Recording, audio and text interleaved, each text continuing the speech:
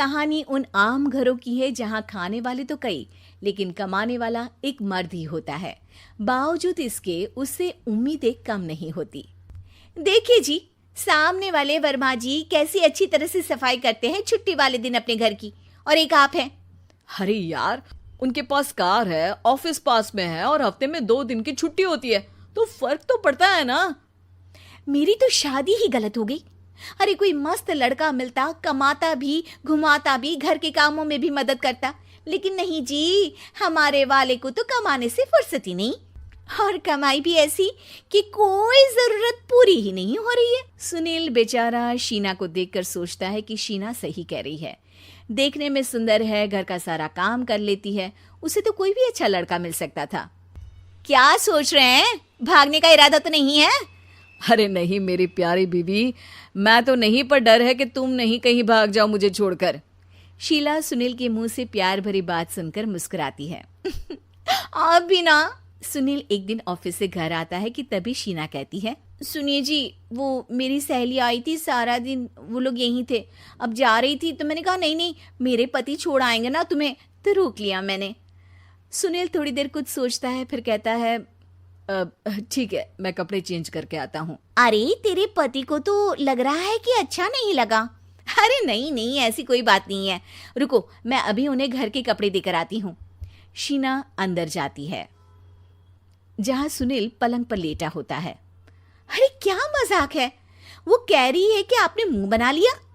सही तो कह रही है, सुबह से अब ऑफिस से लौटा हूँ, एक कप चाय का तो पूछा नहीं, 20 किलोमीटर जाओ और आओ, और फिर कल उसी टाइम पर ऑफिस। अरे यार, मुझे गाड़ी चलानी आती ना तो बोलती भी नहीं आपको, और कौन सा रिक्शा खींच कर जाना है आपको। सुनील अब क्या बोलता। रात देर से आता है और सो जाता है। अगले दिन शरीर दर्द हो रहा है। अरे तो मत जाओ ना ऑफिस, चलते हैं ना मार्केट घूमने, फिर पिक्चर देखेंगे और रात में खाना खाकर घर वापस। सुनील जब सारे दिन की थकान वाला शेड्यूल सुनता है तो वो सीधे सीधे ऑफिस के लिए तैयार हो जाता है। अब आए दिन शीना की डिमांड बढ़ती ही चली जाती है और सुनील उसको पूरा भी करता। लेकिन एक दिन, ए जी मेरा भाई आ रहा है, उसे 2 लाख रुपए की जरूरत है। हाँ तो मैं क्या करूं शीना, मेरे पास इतने रुपए नहीं है। हाँ हाँ पता है नहीं है, लेकिन किसी से लेकर तो दे सकते हो ना। अरे मैं किससे मांगू, मेरे तो जानने में भी कोई नहीं है जिसके पास इतनी बड़ी रकम हो। तभी वहां शीना का भाई शीनू आ जाता है। जीजा जी कैसे हैं आप? अब मैं ठीक हूँ शीनू, अचानक इतनी बड़ी रकम की जरूरत कैसे पड़ गई? अरे जीजा जी, वो बिजनेस शुरू किया ना, तो उसके लिए पैसे की जरूरत है, काफी हो चुका है, थोड़ा पैसा बचता है तो मैंने सोचा आपसे ले लूं। अब देखो, मेरे ऑफिस में कुछ लोग हैं जिनकी सेविंग अच्छी है, मैं उन लोगों से बात करके देखता हूँ। सुनील ऑफिस से किसी से पैसे लेकर शीना को दे देता है। शीना वो पैसा भाई को दे देती है 2 महीने बाद। अरे यार शीना, वो ऑफिस वाला आदमी अपने पैसे मांग रहा है, कैसे दूं? अपने भाई से बोलो ना पैसे दे दे। अरे हाँ हाँ दे देगा, कहाँ भागा जा रहा है, आप उनको बोल दो कि दे देंगे। थोड़े दिन बाद, शीना वो आदमी मुझसे आज भी पैसे मांग रहा था यार, मैं तंग आ गया हूँ, ऑफिस जाते ही सामने उसका चेहरा दिखता है, क्या बोलूं, बार बार पैसे मांगता है।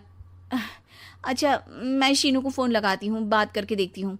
शीना भाई को फ़ोन करती है लेकिन वो फ़ोन उठाता ही नहीं। लगता है भाई कहीं ऐसी जगह है जहाँ नेटवर्क की समस्या होगी। सुनील अगले दिन दोपहर को ही घर आ जाता है। उसका चेहरा उतरा और परेशान सा होता है। वो रोने लगता है। अरे क्या हुआ जी, आप इतना परेशान क्यों हैं? सब ठीक तो है ना? अरे नहीं शीना, कुछ ठीक नहीं है, मैं ठीक नहीं हूँ। तुम्हारे भाई के लिए मैंने जो पैसे लिए थे, उस आदमी ने आज भरे ऑफिस में सबके सामने मेरी बेइज्जती कर दी। सबके सामने आज मैं कर्जदार बनकर खड़ा था। मैंने हर वो प्रयास किया घर चलाने के लिए जो मैं कर सकता था, लेकिन अब नहीं होगा। वो फिर रोने लगता है। अरे आप तो औरतों की तरह रो रहे हैं, मर्द हैं आप। क्यों, आदमी के सीने में दिल नहीं होता, या फिर वो इंसान नहीं मशीन होता है? अरे मैं थक चुका हूँ शीना, तुम समझती क्यों नहीं? मैं भी शारीरिक और मानसिक रूप से थकता हूँ, मैं भी आराम करना चाहता हूँ, सुकून चाहता हूँ। मैं अब कुछ नहीं कर सकता। कुछ नहीं। वो बैठ जाता है। शीना पति को हैरान परेशान देखकर चुप हो जाती है।